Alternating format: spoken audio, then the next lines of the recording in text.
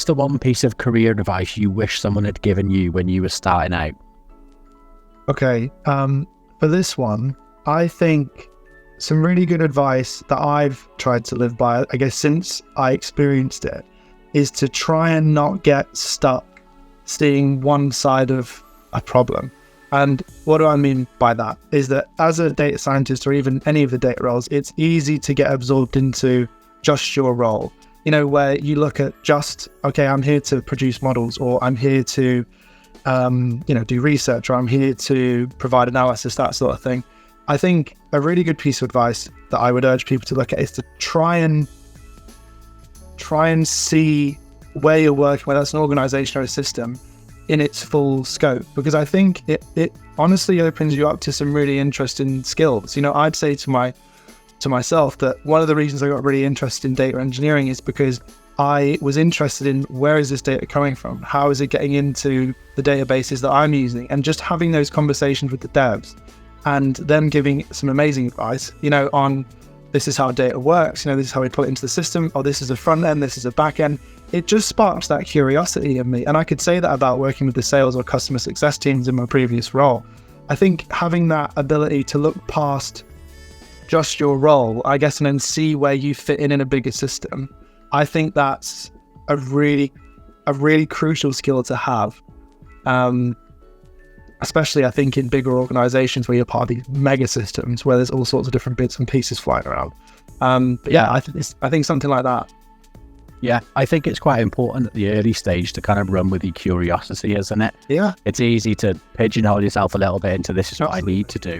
But if you run with your genuine curiosity, then you're almost going to find your way a little bit, aren't you?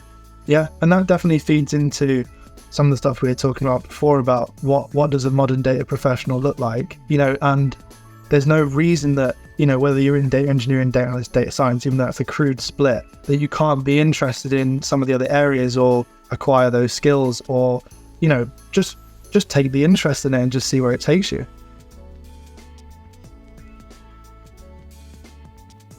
Can you please share a pivotal moment in your career journey that has made a significant impact? I think following on from the one that I just said about, I suppose, working really early with the devs, I suppose carrying on that theme of being curious and having a go. When I was first at my previous company, and we were quite small and a startup, and there was, to be fair, a lot of freedom to do it, which is a benefit, I guess, that I had working in that sort of business, is having a go at something, you know, and as long as you're in a safe environment to do so, and in the data profession, that's obviously really important with governance, GDPR, all sorts of bits and pieces like that. If it's safe to do it, experiment. I remember I'd programmed in SQL in theory at uni, and I'd done a tiny bit of it with really, really clean data.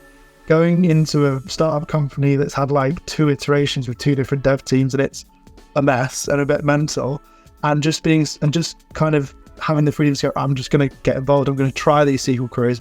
Obviously, as long as it's in a safe environment, like I said, to do so, you're not going to delete the business or anything like that, or all the core data. I think just having a go and getting stuck in, and I think I was really nervous to do that. And I was like, I've got all this theory about, you know, how SQL should work, and what if my code doesn't work 100%?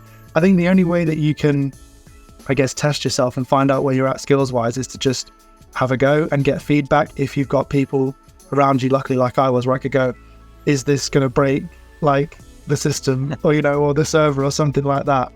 But yeah, I think having a go, not being scared to put some theory into practice. I definitely had a great experience with that in my previous role at Orca. That was a really good place to do that. Really safe and good place to do it. How do you now approach challenges and setbacks in your professional life, and what's your go-to strategy for overcoming? That's a good question.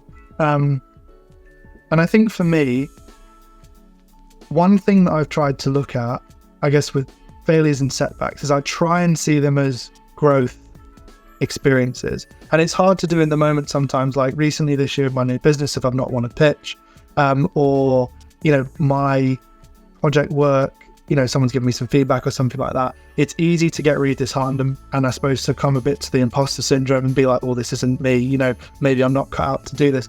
But I've been really trying to see it as, you know, I've got to find out where this quote was from, but I remember it because I'm probably going to half butcher it as well now. But it was something like, if you failed at something or you struggled with something, it just means that you weren't ready at that particular time.